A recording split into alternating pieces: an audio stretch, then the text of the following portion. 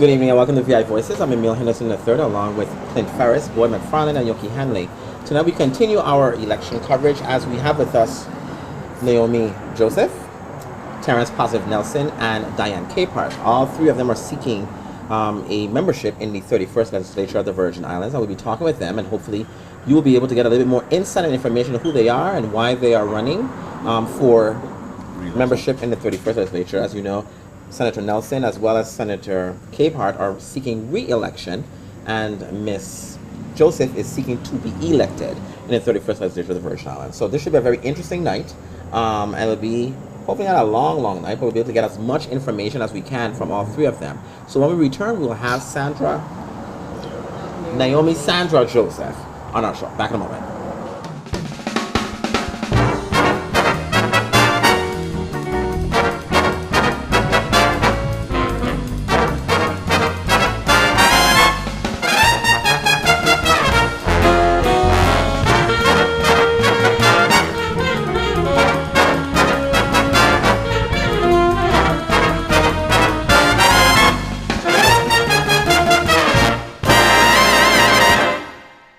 Good evening and welcome back. We have with us Naomi Sandra Joseph, who is seeking a seat in the 31st Legislature of the Virgin Islands. Welcome to the show. Thank you for having me. This is not your first time on the show. You were here 2 years ago when we interviewed you, and so we just want to welcome you back.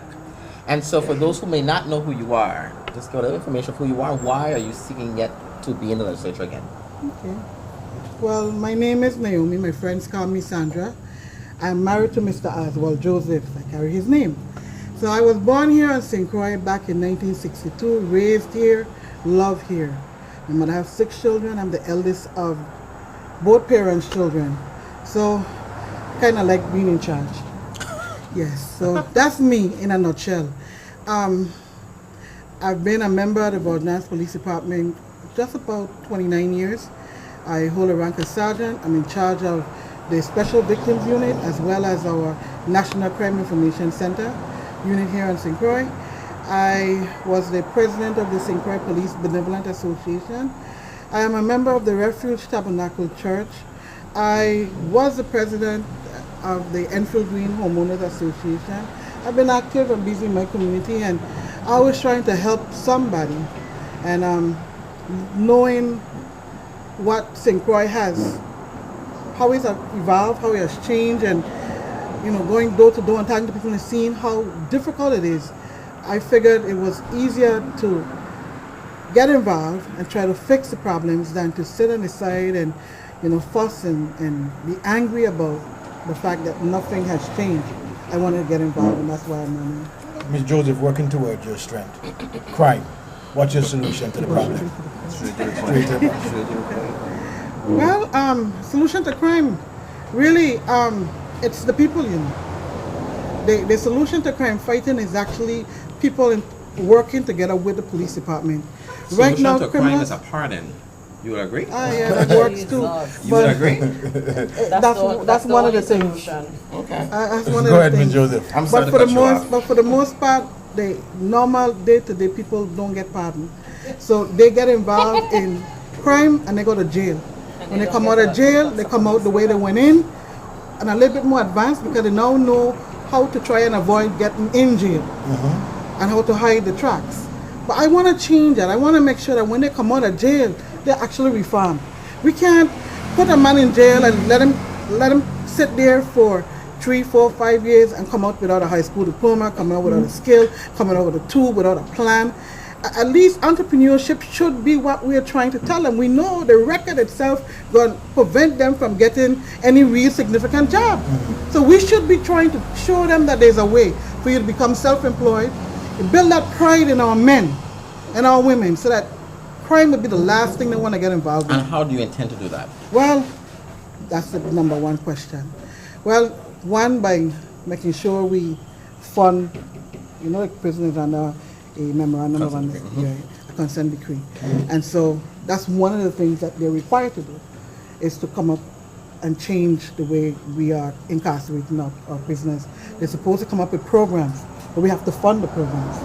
So ultimately, the role of the legislature as the push holder is to find the monies to do the things that we would like. We have a deficit. Where are we going to get the money from? I'm not quite sure yet. but I know we have to do it. And I know we may have to make the sacrifices. Maybe Carnival may not get the kind of money they want, just so we can make sure we can secure the future of all of us by making sure our incarcerated are better off. Because if they're not repeating the offense, then we should be safer. What about government officials who are taking monies that have not been appropriated? Wouldn't that be a way to be getting funds to be dealing with the prisons? You need to elaborate a little bit more. Baffling. Muffly, well, the governor said he's going to pay it back and then he changed his mind. Okay. We had a big session about trying to investigate to find out what was going to happen. I'm still waiting for the shoes to drop on that. So if you were in the Senate then, what would be your stance then with that, with the $500,000 that's sitting We in need the Maffali? money. I just tell her I need to refund my prisoners. So we're going to take it and sell the property then? We got to do what we got to do. I know about selling the property, but we do what we got to do to get it. No, Okay, as far as the programs you're talking about, were you introducing, you have any specific program that you're interested in Yeah. towards For instance, all of us wear shoes. To put a heel on the shoes, a heel on your shoes costs you $7. So $14 a pair. Where do you go? It costs $40 in Sunny Hills from the man by little shoes. cast in with my brethren down So there? But if we little have- brethren clothes. Even right there. Are you close? I think. But we digress. But not, What needless to what say, is that? but Tell us that, the needless to program. say, basically vocational, and we talk about carpentry, masonry, plumbing, electrical systems, not just small engines, lawnmowers, that type of thing, as well as shoemaking. So rehabilitation. And give them the tools, not just give them the skill, but give them the tool, because it's one thing to train me, but then when I come out, I can't practice my skill. So it's rehabilitation through education. Yes. And skill acquisition. Yes. Okay. Let me talk about a little bit about preventing them from reaching to the jails in the first place. Go right back to education again. Okay, what kind of education? We have education now, and Yeah, it's but apparent that it's not working. we have children that can't read. I deal as a police officer. I've dealt with young men, and I have to give you the advisor rights form. It basically saying you have the right to remain silent, and they can't even get past that. So obviously we have a breakdown in the way we are teaching our children. We can see when the test scores come out and they're telling us that we're beyond par. You know, so I think it's Is 33%. education a part of your platform? Yes. And what about education? and my primary focus is vocational ed. Okay. And I want to get implemented from the junior high, Okay. not just the 4 years in high school, because I think we need to get their attention and hold them from young. If they love what they're doing, they're going to come. And we got to get their attention and hold it. Okay. Because you're not coming to school to learn how to read and write when you don't, but if you have a class where you're going to learn mechanic and you love that class, you'll come and learn to read and write and get your mechanic class. I just think it's just a way to get their attention, hold it, so that we can at least guide them towards thinking, I can do this without having to follow my friends on the corner and get involved with drugs and other type of violence crime. In the not too distant past, high school was just 10th, 11th, and 12th grade in the Virgin Islands. That was defined. It seemed that like that system worked. Would you ever consider going back to a system like that so we can get more production out of our students and more teaching being done? We had junior high was 7th, 8th, and 9th grade. Right? Middle school. And then you had 10th, 11th, and 12th Well, grade was high school. It seemed like the system was working, and I've heard educators say the system was working. How it is now, it seems like there are some flaws, and it's not really touching the students. Would you ever consider a bold legislation to go back to that particular system? If it takes legislation to do, sure. It's whatever we can do to make sure our children have a better opportunity to do everything else that the American children are doing on the mainland. Whatever we can do to get them there, to that quote-unquote American dream, that's what we got to be doing. Someone said that they're doing exactly what the American children are doing currently. Yeah, right. And still failing.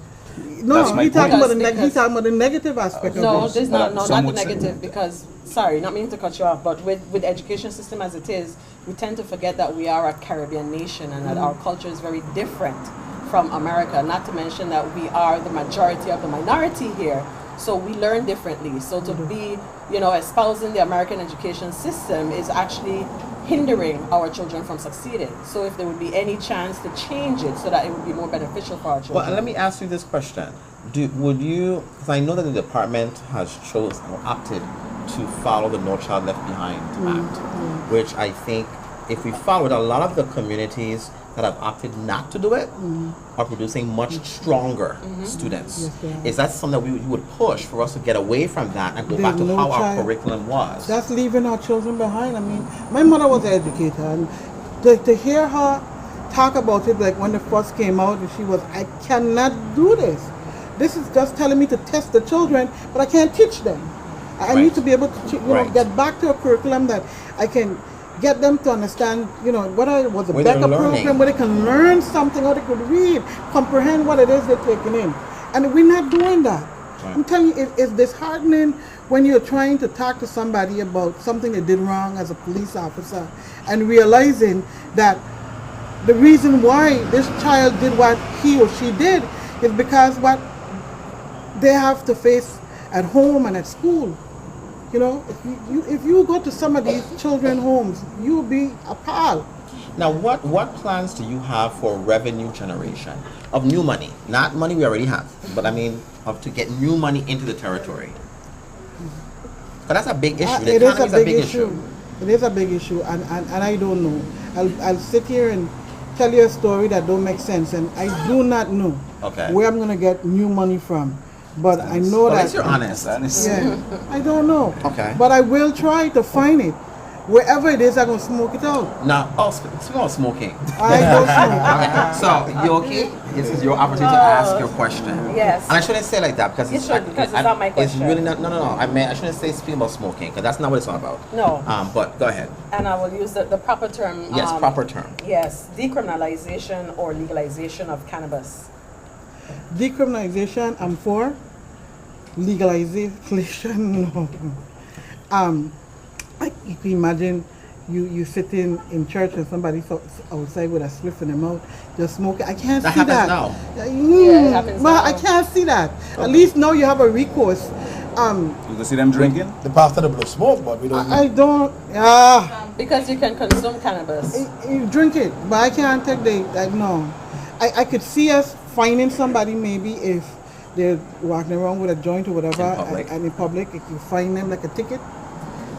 Yeah, I write a citation. Well, that seems to me to be a revenue That generator. make no Yeah. sense to me. That's if you're Than to arrest you and lock you up, put you in jail, give you a criminal record, and then you can't get pardoned. then you can't get a job. And You could get pardoned if you know the right people. Okay. yeah, But I'm not going to end with it. okay, working men and women, for the last 8 years, they have endured an unbelievable amount of stress.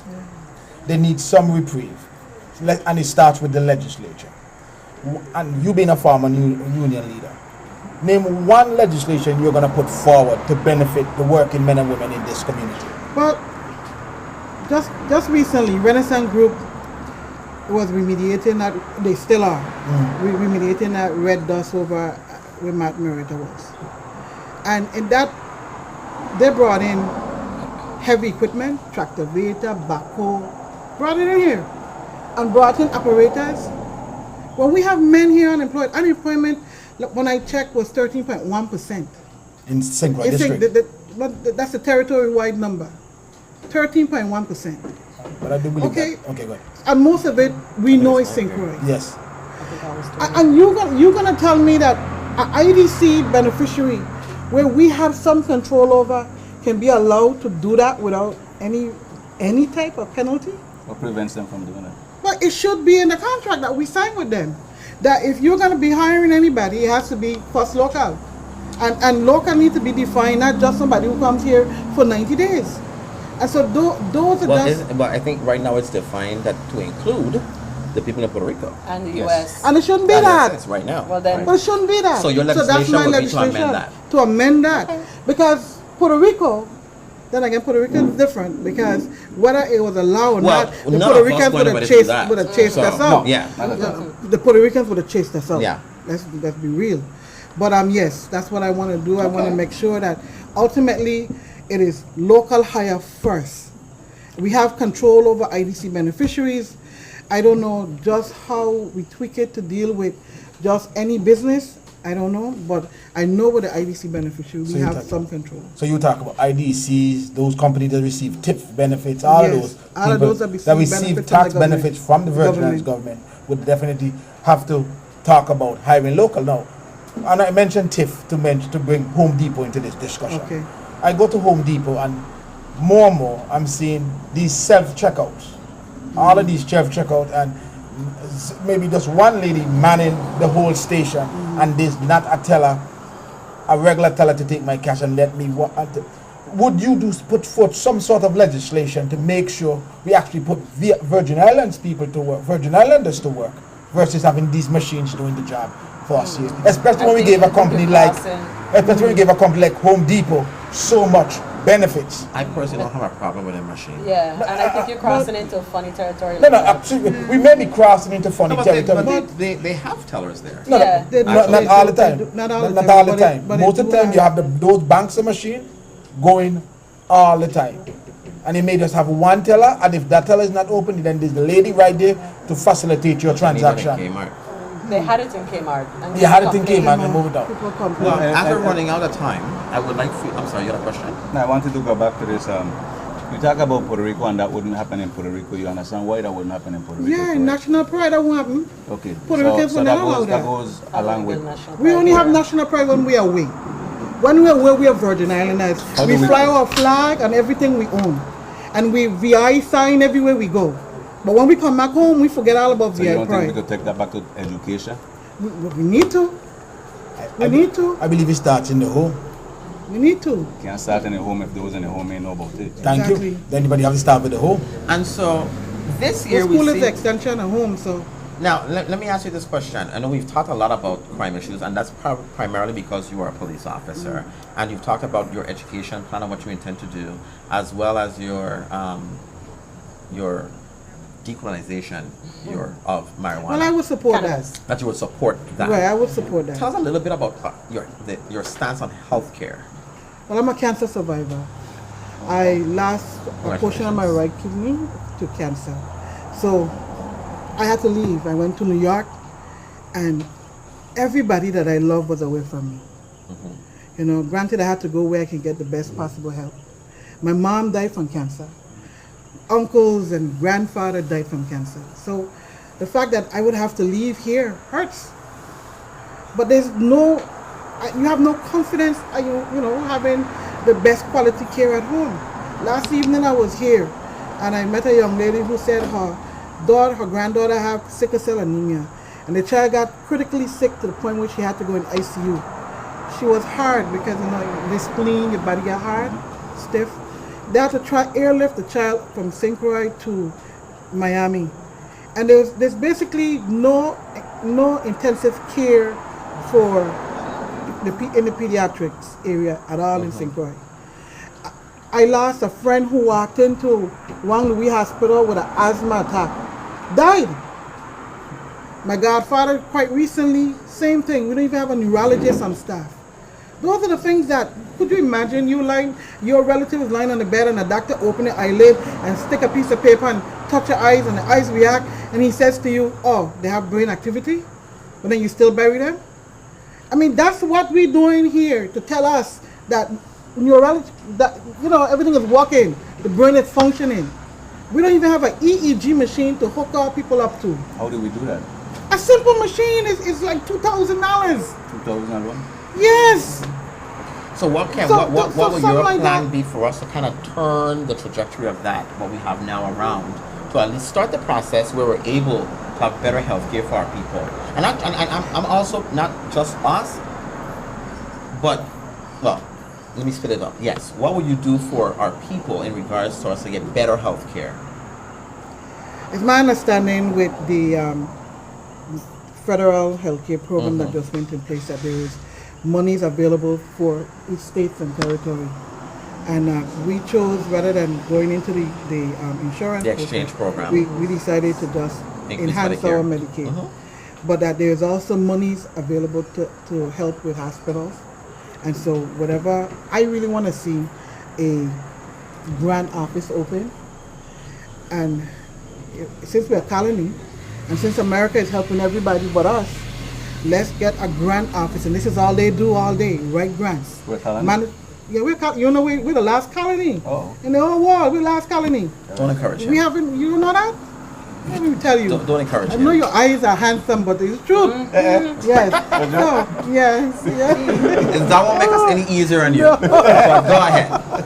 So basically, I want to make sure we have the grant program office set up, and because we lose a lot of money all the time because we're not managing them properly. But if we have an office and that's all they do is write grants, manage grants, and make sure that whatever needs to be submitted to the federal government is submitted, then we can have more control on the federal dollars that come in here. So if we get that set up and it's working properly, then we could tap into the federal grants that's available to improve our hospital. Okay. So ultimately, that's what I would like to Awesome. Well, I thank you for coming on the show tonight. Please let everybody know what your number is on the ballot and where they can find you if they have more questions for you. Well, I'm Naomi Sandra Joseph. I'm number 7. See, it's only 7 people could get elected to that office. I'm number 7. So I ask you to please pick 7. Come down. You could pick anybody else, but pick 7. And I just want you to know that if you want somebody who's going to work hard for you, that's me. Want somebody who's going to be honest and tell you the truth, even if it's to their own detriment, that's me. I have no need to lie to you because ultimately you got to remember the lie you told. And I don't have that type of energy to waste. I just ask you to consider the fact that we've been doing things the same way and the results have been the same. And if we want to change the results, that means we got to change the players in the game. And I am not someone who go with status quo. If it ain't working, let's change it. Just like you got shoes and it's no good, you change your shoes. So obviously we got issues with the members who are in our legislature. They're not all working for our best interests. And it's time for us to change some shoes. And where can they find you? I can be found by calling either myself. I don't have a headquarters. Okay. But I do have a Facebook page. You can always inbox me on Facebook or call me at 226-4586. Or if you know Diane James, she's my campaign manager. You can find her over at D&J Gallery and make contact with me either way. Okay. Well, I thank you so much for being on the show. Thank you for having me. We'll be back in a moment with Senator Terrence Positive Nelson. Back in a moment.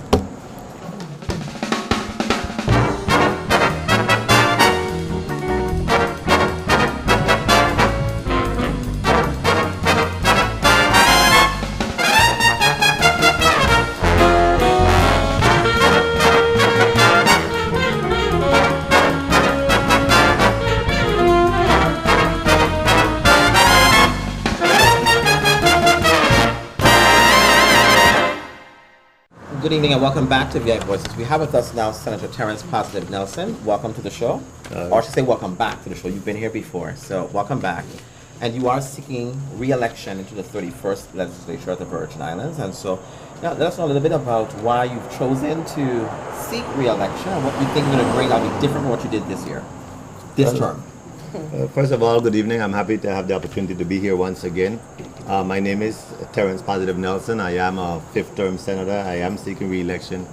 And the reason why I'm seeking re-election is the same reason why I ran in the first place. I believe the Virgin Islands, St. Croix in particular, is a prize.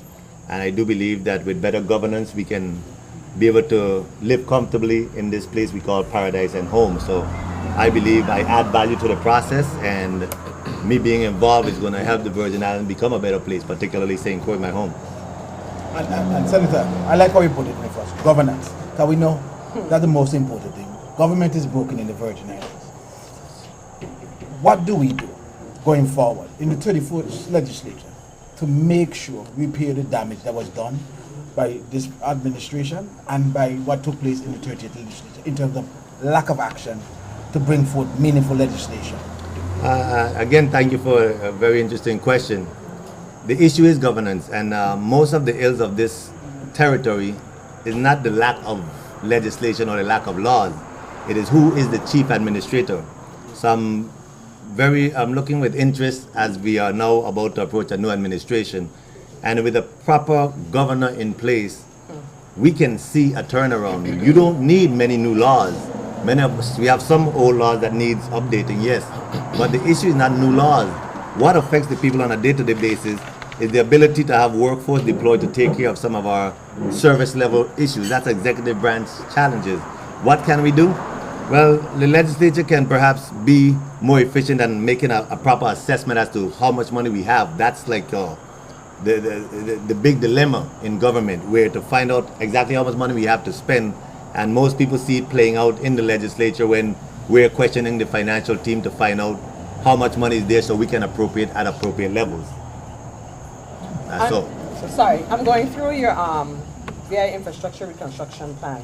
And what really sticks out to me is number 6, where you're talking about a potable water and wastewater sewage underground piping overhaul. Yeah, thank you. First of all, because I mean, we know the problem that we're having with Central High School and so forth, you know, and I'm sure if anybody, which you have seen the vision with, this would mean jobs for a very long time for just about everybody and anybody who can work, correct? Well, we will be able to with this plan in place, we'll be able to mobilize about 2,000 workers in a short order, because with this infrastructure overhaul, it cannot really spread out for too long. You're talking about overhauling our underground pipes for sewage and potable water. It is important to do this because if we are trying to pave roads, and we need to, and you put heavier pitch on top of the already eroded pipes, that is why sometimes we get very frustrated after a road is paved. They go right back and dig it up, because the heavier weight on the old pipes cause it to break. So there's things we need to do in a comprehensive manner, and I believe the Virgin Islands Infrastructure Reconstruction Plan, this is a plan where we're talking about stimulating the economy by refinancing our bonds and investing in our infrastructure. It's no magic trick. If we're talking about borrowed monies, yes, but we're borrowing and we're investing, so this money is going to recoup the monies we borrowed through the stimulus in the economy. And let's systematically go through this so that people understand what you mean by borrowing for this infrastructure plan. Because I don't want people to be confused that you're saying, let's go borrow some more money on money. So when you're talking about what we commonly would call a consolidation loan. Yes, we currently have, the government of the Virgin Islands have $2.3 billion worth of debts. That's loans. The idea is to refinance these loans. We found out since we've started, because we've already begun working on this, that all of the bonds are not refundable, able to be refinanced yet, because some are too new. So we won't need to refinance all, but with the idea is to refinance as much as possible, and with the additional borrowing, you're going to stimulate the economy by investing in the infrastructure. But here's what happens when you refinance. If you have loans at, and I'll use an analogy, if you have loans at Comoloco and First Express at 19-23%, and you're able to get a loan at Banco Popular at 6%, what you do is you free up your cash flow, because now that monthly payment is less, and you have more time to pay it, so now you free up your cash flow to go towards government operations, and then you use that excess cash, which we're going to borrow, to the first infrastructure that we're looking at is energy infrastructure. We want to, in this same plan, we're talking about purchasing St. Croix Renaissance property and locating our new power plant on that site. So that will be like the first move of this plan. Along with that, we want to put money in the streets. We owe about $196 million in retroactive salaries. If you put this money on the streets, right away you get back 33% of that. You take that 33% and you put monies aside for young entrepreneurs, startup programs, small business loan consolidation programs. So what you'll be doing in essence is we opening up the floodgates, and we talk about revenue generation and what I'm doing different. You talk about what I'm doing different and why I'm asking to go to in the 31st. My primary focus has been really government efficiency. How do you plug the holes? How do you stop some of this government corruption? Because we're at a state where we need some economic stimulus, and I'm still concerned about the corruption, but there's a need for revenue generation. And I've switched to focusing on the infrastructure reconstruction plan while simultaneously trying to get government to be more efficient. Now you're in the well, I wouldn't say minority, because you don't really have a minority. But Thank you. Have you gotten support for this plan from other members who are currently in the legislature? Yes, We can actually see this as something that can actually go forward? yes, because it's hard to dispute such a plan. It really just makes You'll be sense. surprised. Well, trust me. Pardon, it's big issue for no I've been inside it Yeah. for some time, so there are many things that don't surprise me anymore. But I from talking to them, and because we had Morgan Stanley come here with interest, Okay. as a matter of fact, Morgan Stanley sent down some very high-level executives here in the territory, and they actually gave some guidance on how to move forward. This is a $4 billion plan, but we don't really have to access $4 billion all at once. They advise us that we do not need money to just be sitting. They advise us that we can come to them every 6 months, $500-600 million at a time, but we have to be spending that money. So after talking to them, I was able to sort of tweak the plan some more, put the revenue generator on top, which is the power plant, because just from our fuel savings, we spend about $300 million per year in fuel. If we were to build a new power plant using the same exact fuel, we will save our fuel cost, we will cut that in half. Just from the savings, you'll pay for the new plant. And then you have all the other stimulus activities which we're talking about. So to not get support from this is saying that they really don't want to move forward. What's that? So, Can I ask a question? They don't have to fight Let's it. don't move for the plan yet. You talked about the pipes, the infrastructure, Yes. the pipe, and Yes. energy. Yes. When you talk about pipes, and do you also include the waterways in that as well, like the guts? Because Okay, I good. live close to a gut that ever so often it get clogged and it overflows. And if you take a good look, it needs to be cleaned, dredged, and the culverts need to be widened. Yeah. Is that going to be a part of your infrastructure? What you're talking about, and I already have legislation to address that, it's not being heard yet, but it's called the Free Waterway Act. This is where individuals, landowners, are prevented from clogging or disrupting natural guts. What happens with water is this: over the years, water finds a natural crevice and they create guts. When we allow people to clear land and clog the guts or to just disrupt the guts, then you have water spreading across the plain, and they're going to cause new flooding areas, more runoffs, more erosion, and that is not what you want. So I do support what you're saying. It's coming in what I've called the Free Waterway Act, and that is where you will. And there's already some laws on the books, by the way, which restricts people from doing that, but without regulation, and that is why I said earlier, without the executive branch having the people out there to go and enforce, to check out DPN, to send out DPNR when individuals are clearing land to make sure they don't cut down the big trees. If you look at what's happening in the rainforest, very big old mango trees are being cleared because there's no monitoring of this. So the Senate cannot pass the law and execute the law, and that's where the separation of powers comes in, and unfortunately the reach of the Senate is also limited. The Senate, but I support what you're saying relative to the Free Waterway Act. Yes, sir. Senator, marijuana. Yes. The big question is, why a referendum? Why not a bill? Because with such a why a referendum, why not a bill? With such what I call a taboo topic, I think it is respectful to go to the people for such taboo topic. There are some of us who might be supportive, and I am, but there are others who might be closed out about it, and so the best way is to put it on the table in the form of a referendum for two reasons. Not only am I polling the people, but with a referendum, if the federal government acts up, we will show that the people support this. That is why the federal government have not gone into Washington, have not gone into Colorado, have not gone into the 23 states who have medicinal legalization. Why would you be able to get that done through the vote? Because, again, here's what concerns me with a referendum. What concerns me with a referendum is a lot of people who would really outright support that are people who don't vote, or they may not go out to vote.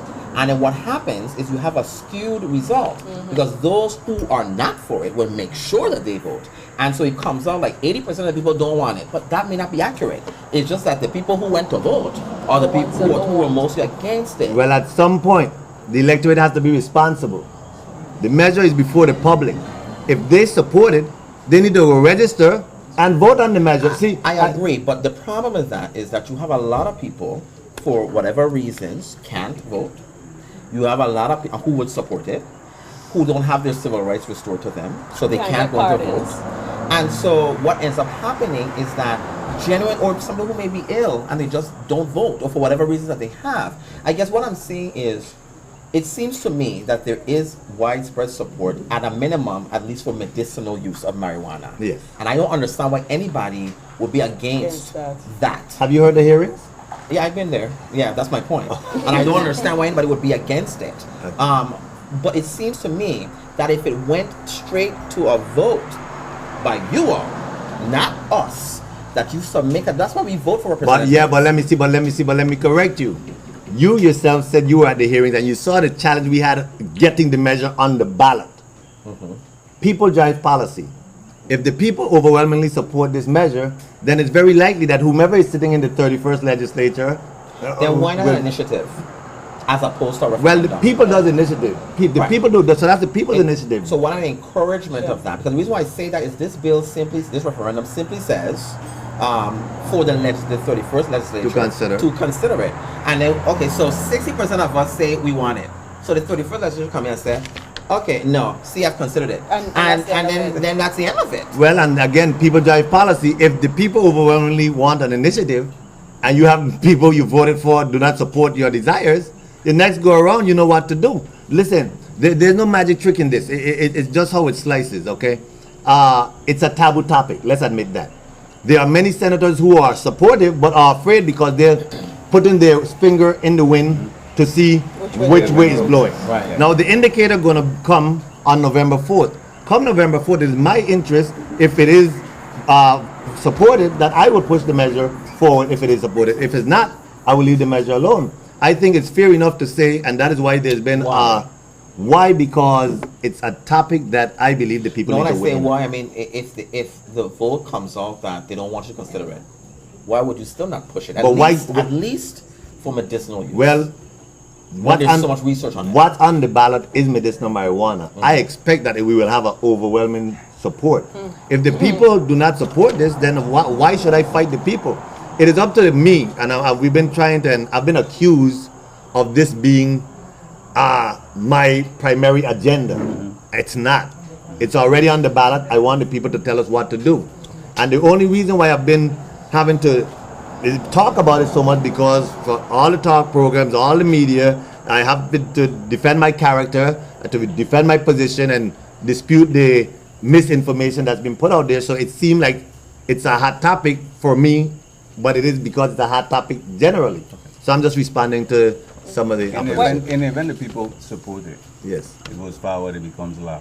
You have plans in place, you have something in place, regulations in place that can protect local farmers or give the local farmers some kind of... Well, We're going to address the concerns. yes, very good question. The idea is this: as was mentioned, all we have currently on the ballot is to give us the authority to consider it. When the legislation is being developed, and because we've put it out there already and we've received so much feedback, there's a lot of input we've already received so that when we craft this legislation, it's going to take all these factors into place. I do have some drafts already worked on, but it will take into account these matters. Yes. All right. Now, you as a former educator, what are your plans necessarily for education? Do you foresee you working with other senators to restructure how we deal with education, like to place more authority within the Board of Education as opposed to the Department of Education? That's a two-part question. Let's leave the board question aside for now. Education needs some restructuring, and I'll go here. Teachers are burdened with a lot of administrative responsibilities that should be done by administrators. Okay, and we do have enough administrators in education to distribute the work amongst them. Secondly, I do believe that block scheduling at high school level needs to change. Block scheduling is a problem. I also believe we need to abandon this No Child Left Behind, because it does not really take into account students learning at different levels.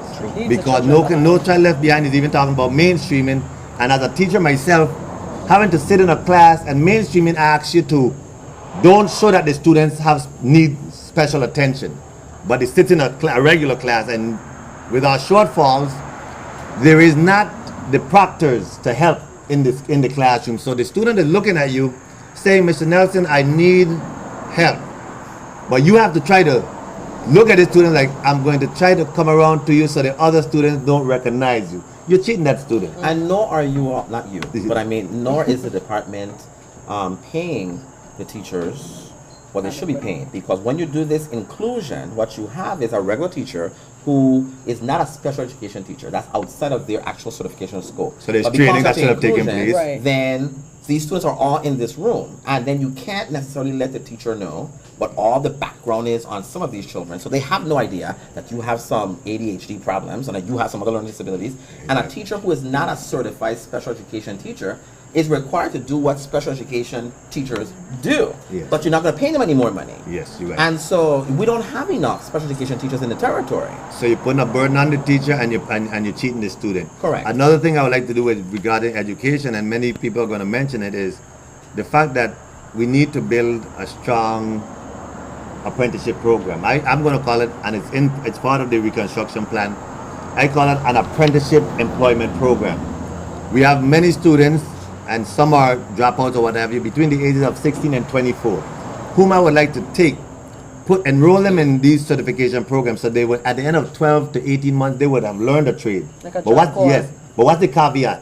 The caveat is, in order to participate in the program, they'll get a work and apprenticeship salary, but they have to complete the certified program. So while working and going to school, they're learning the trade, and at the end of that period that it takes for them to get their certificate, they will go from an apprenticeship salary to a starting salary, and the objective is to retool public works with the craft personnel. I don't know if many of you remember, but public works had about 1,600 employees. Public works is our agency who is tasked with repairing government facilities, including roads, parks, building, etc.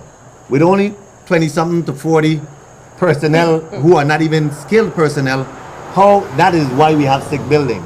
So if you now have students, young people, you're building the new set of craftsmen, not only for public works or for government, but whether it's refinery or other industries come on, you have trained individuals. When this refinery was open, they had to go down to Curacao and Aruba and bring from another training school hundreds at a time. We need to, those days are gone, but we still have not really have a strong technical school program, even though we have a very good technical school, but we undercut the program. Well, we're running out of time, so please let us know what your number is on the ballot and where you can be found, and if we have more questions for you. Okay, I want to tell the people this. People of the Virgin Islands, things are bad now, they say. But it does not have to stay this way. We've begun some work, and there's more to be done. I am your senator and your candidate number 12 on the ballot. I believe in St. Croix. I believe in the Virgin Islands. We're going to experience a breakthrough. I need your help this November. I need your vote. We can turn around this Virgin Islands, but we are going to have to come together like this clenched fist and work hard on our behalf. I'm a worker. I'm a fighter. I've been in front of you since 1995. I've been your public servant, whether in or out of the legislature. I'm asking you to help me to continue to fight on your behalf. I am your humble servant, Terrence Positive Nelson, asking for your support. I have a plan, and it's workable. Thank you very much. And where can they find you? And you can find me at 340-690-1748. That is my cell number that I pay for, not the government. Email address at positivetimes@gmail.com. And again, I am number 12, a wholesome number. Thank you. Thank you so much. We'll be back in a moment with Senator Diane Capehart. Back in a moment.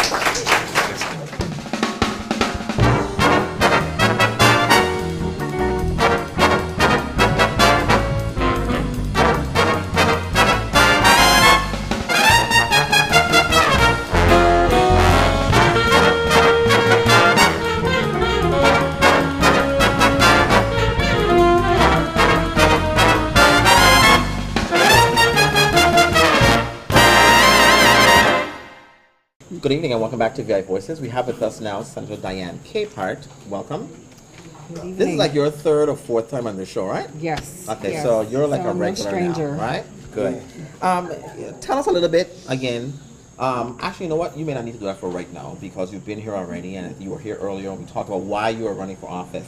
So let's get straight into questioning. Economy. We know that you all have had a meeting with the governor in regards to the sale or not in sale or whatever is happening over there at Hovenza. What can you tell us about that, and what do you foresee doing in the 31st legislature to ensure that we're able to get some kind of resolution with that Hovenza agreement? Well, just to let you know, that meeting with the governor was just giving us an update of the present interest of one buyer out of the 142 individuals that were interested in purchasing Hovenza. And it went from 142 to about, I think, 24 to 3, then 1. And the the person who is interested in purchasing and Hovensa, they're presently going through negotiations right now. We were not privy to who the buyer is, but I can let you know that based on that meeting, we were informed that that would create 750 jobs to 1,200 jobs, and this is going to we're going to start seeing something probably within the next 6 months to 12 months. So I'm very hopeful, and I hope that the governor would take some of the suggestions that we were asked to give, which is good. Such Some as, of the I'm curious, considerations. such as At what? least one of them. At least one suggestion that you all No, gave. well, not there for us to give it in writing to him. Okay, well, what was one that you Well, Yeah, you would forward? think would be something you would want. Well, I couldn't wait, so I was just throwing some things out, and one of the things I asked if he can just talk to the buyers and say if we can create a special health care fund for the people, particularly, of course, of St. Croix, because anytime we talk about industries coming into our island, we think about contaminating our air, land, and water. We've known some environmental impacts. We've known about some health impacts. We could only, assume, because we have no cancer registry. But when the legislature approved the Hovensa agreement, they gave away the right to have the money for the plans that you're talking about. Well- And why would it be fair to now have somebody come in and make them do what Hovensa's gotten away with? Well, hey, we have new people at the table. So let me forget what happened at the past. This is something after 48 years we've seen some impacts. We start seeing that there's been ground contamination. We've seen individuals in the Harvey area go all the way to Frederickstead. We've seen an increase in of cancer. We've seen an increase with children with respiratory problems. We've seen children with skin problems. We've seen a whole slew of different health impacts. And we don't even know where it came from. Now, let me ask you this other question because I'm a little concerned. I thought that they had to sell this thing in a year. Yeah. So I heard you say for 6 to 12 months. So who agreed to do that extension? The governor. Okay. Isn't that And so illegal? I thought that the legislature was the only one with authority to grant those kinds of extensions. Well, So what are you going to do? Well, See, let well, me you tell can you. pardon. Let me tell you. I'm just amazed with a lot of things that I've been seeing that's happening. That the legislature, and I could give you a good example, the Hovensa agreement, where the interim agreement that was not ratified Correct. by the legislature. So you've seen things that has happened in this administration that the 30th legislature has no respect. Who are you guys? No, but you have. And finish we as a body need to stand strong and say, hey, what's going on here? But Senator Capehart, you're flying the Democratic banner. Your president is a Democrat. The governor is a Democrat. And we are not seeing any cohesion among Democrats to advance the issues of the people of the Virgin Islands. What's wrong with that picture? And how can you continue to be a Democrat and work on behalf of the people of the Virgin Islands, specifically St. Croix? Yes, and I am the only female Democrat in the majority on St. Croix. And as a female in this legislature, as a freshman, it has been a challenge where, even being in the majority, seeing things that we as a majority should be cohesive, we should be working together, we should be working collectively where we make decisions as a majority, and still, in this majority, we've still even included non-majority members to help us with their strengths to let us come to decisions. So sometimes it's not even about the party. It's about let us work together. So I've seen that where we've included non-majority members into making decisions that will impact everyone and not all about the party. And yes, I must say that we've seen that, there may have been some decisive things within the majority. You may not have seen strong leadership, but, this is why I'm running again. But This is why I'm running again. But your Democratic governor put you at a big disadvantage, and you have been the only Democratic voice to speak up of what's taking place with Senator Chucky Hansen at the moment. And I'm not hearing your Democratic Party Backing you at back to all. Cecile Benjamin as the chairperson. Everybody's quiet. And the League of Women Voters came out in support prior to the governor's party and said this is what should be done. But I've yet to hear the Senate President nor anybody else stand toe to toe with you, say this is what we need to do as a party. So that cohesiveness that you're seeking, how you achieve that? How do Okay. you get that cohesiveness within the Senate to Well, work as a body? let me answer one at a time. Yes, ma'am. So, Sorry. let me Senator, just say, let me just say, Yeah. when I took that oath, I raised my hand. It was to make sure that I follow the law. And if the law is hitting me in my face, whether or not the party, my majority, my non-Democrats in there agree with me, I am going to stand for what is right. You see what I have here? Integrity is something I have on all my posters. Accountability. I stand strong with my convictions. And I see that the Supreme Court made a ruling. I didn't make it. It's not personal. And I've been chastised for coming out and speaking on this, asking my colleagues to support this petition. Tomorrow there's a majority meeting, there's a caucus meeting. I'm giving my colleagues that opportunity again to say, hey, see the petition here? I didn't make the law, I didn't pass this law, so what are we going to do? We cannot continue to do business as usual. If we have been told, I've read it, I've read the ruling, I think it's there for everyone to see. I don't want to be condoning any illegal activities. So I just ask my colleagues, whether you're Democrats, whether you're no party, whatever, for us to even meet as a body. What are we going to do from So henceforth? basically what you're saying then is that right now, according, since the Supreme Court ruling, is that the legislature is not a legal body. Since we have Miss But that wouldn't Hansen. really be accurate. No? No. No, that wouldn't be accurate. They're a legal body, just you have an illegal person. A legal Okay. sitting In it. member. But Yeah. but you can't pass laws And- then. And they can, as They long as can? it's not 8-7 and she's a swing vote. Well, you see, and that's and it's So Vince's agreement was a swing vote, Yes, it was. So right? isn't that like It's- voided? well for me. I'm the chair for government services and housing. I have a committee. I have members in my committee that if you vote, I want to make sure that you are a legal sitting senator. That you're not going to be voting on something afterwards and then I realize, oh my, I did something wrong because I found out that she's sitting illegally, or this person is sitting illegally. I know. So I cannot continue to have business as usual in my committee.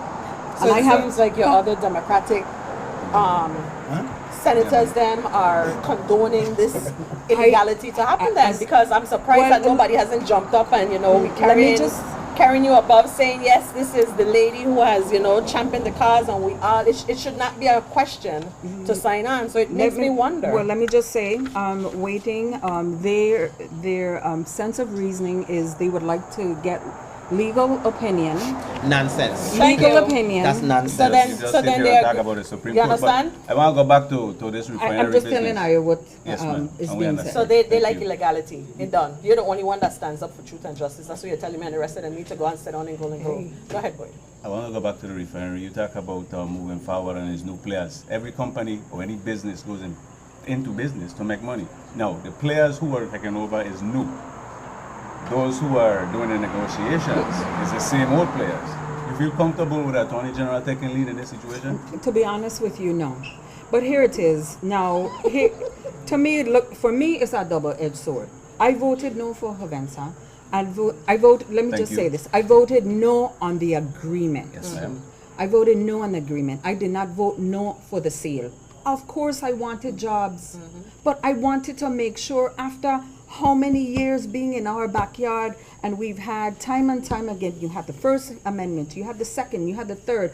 I'm now in the position to read this document and say, hey, I'm not happy with this. Okay?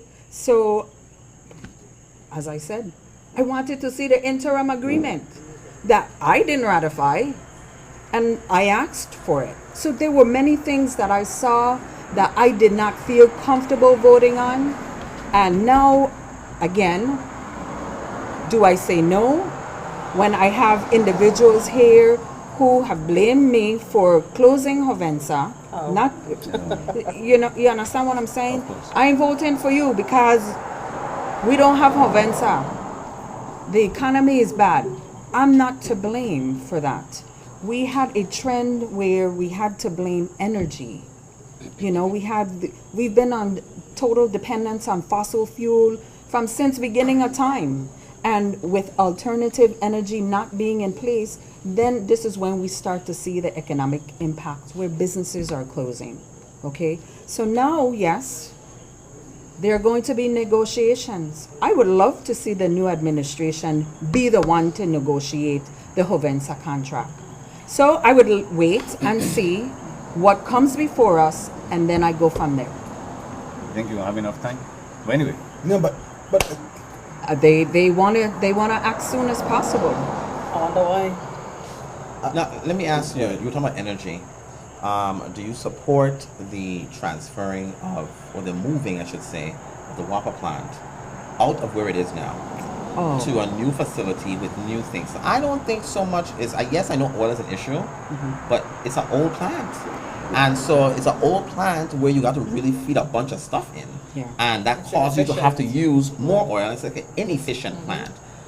What are your stance on getting it moved? I support it 100%, but this is where it gets tricky.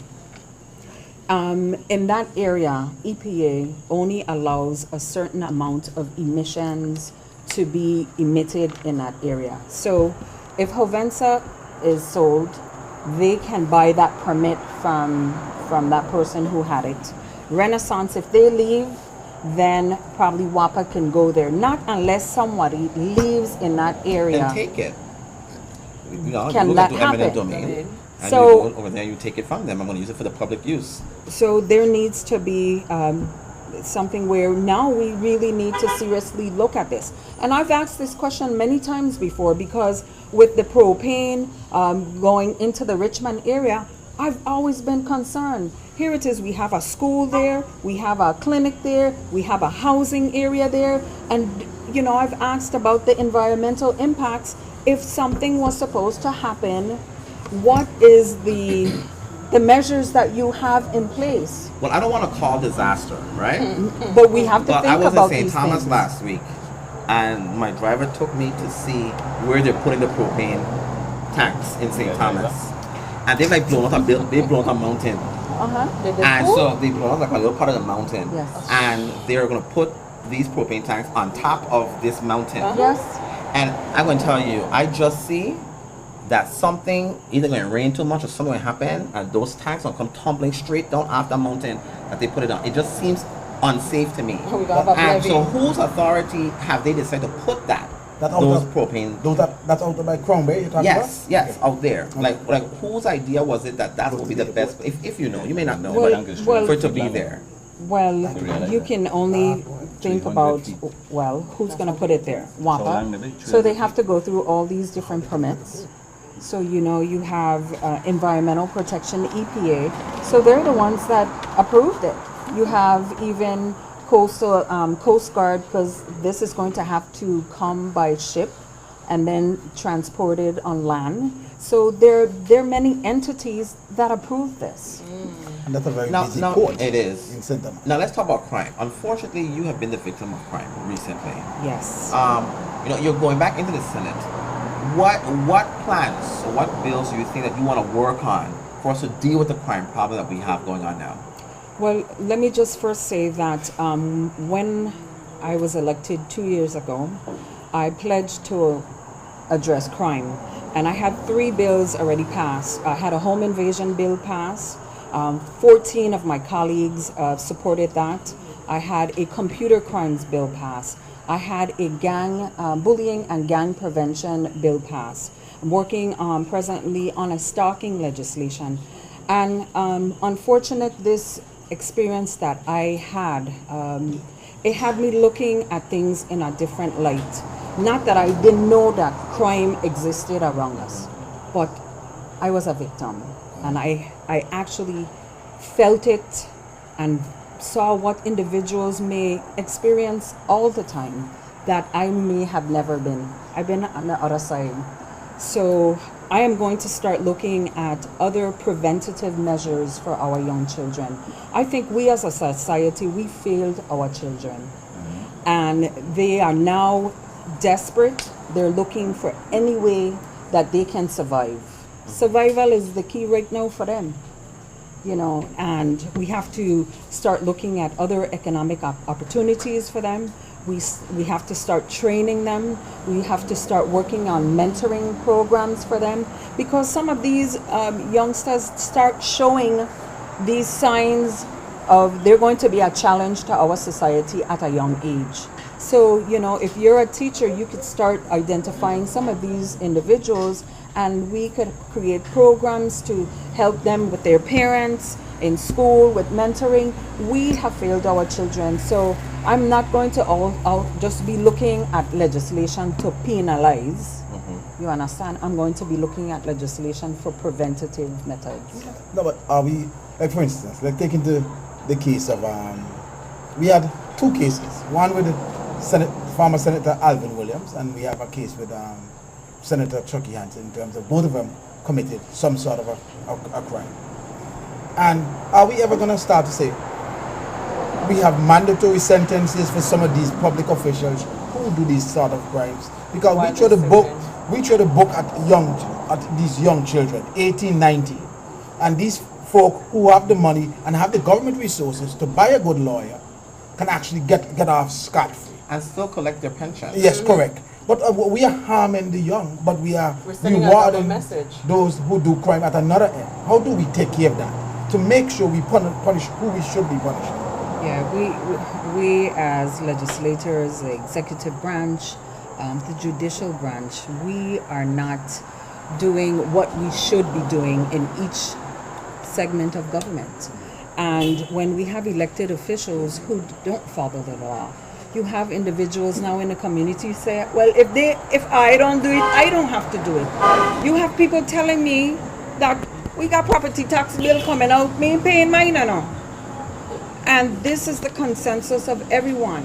If you're not doing it, why should I do it? And I think forming ethic committees in the legislature, I think, is one thing that we need to have first. That, we need to start having these laws in place. We need to follow them, and we need to be able to enforce and have serious repercussions when these things happen. An individual should not even be in office after we discovered that you violated the law. Right. So are we going to see our election laws and improve, especially for those that qualify candidates to be senators? Well, I've been on that mission trying to deal with election reform. I've addressed many issues in my committee as the chair. So I'm going to continue championing on that. Good. Senator Capehart, let us know what your number is and where we can find you if we have more information for you. Okay, I am number 4, numero 4 on the ballot. I am Diane Capehart. I'm asking for re-election. I've been always saying this honest and caring heart is ready to continue working for you. I work with integrity, professionalism, and I am a good team player. You always hear me say that, but I mean it. I've gotten some slack from Yoki about team playing, but you have to be able to build consensus with your colleagues. That's very important, and you have to be able to respect each other no matter what differences you have. I bring that, and I just ask for individuals in this community to have faith in me, and I will be able to go back in there and work hard for you. I am number 4 on the ballot. Thank you for this opportunity. Where can they find you? You can find me at dtcapehart@gmail.com, or my phone number that you can contact me is 340-277 8320. Thank you for being on. Thank We want to you. make sure that we let all of you know the importance of being informed and the importance of understanding how critical this election is.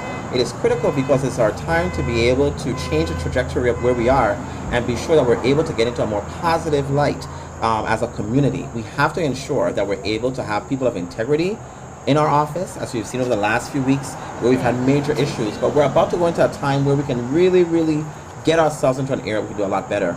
And I will remind you once again, I'm going to remind everybody in every show, it is extremely important that you not only look at who you're voting for, governor, lieutenant governor, senator, delegate, but it's also extremely important that you look at who you are voting for, the Board of Elections, because that's the place where these people are able to get onto the ballot, people of integrity to get on the ballot.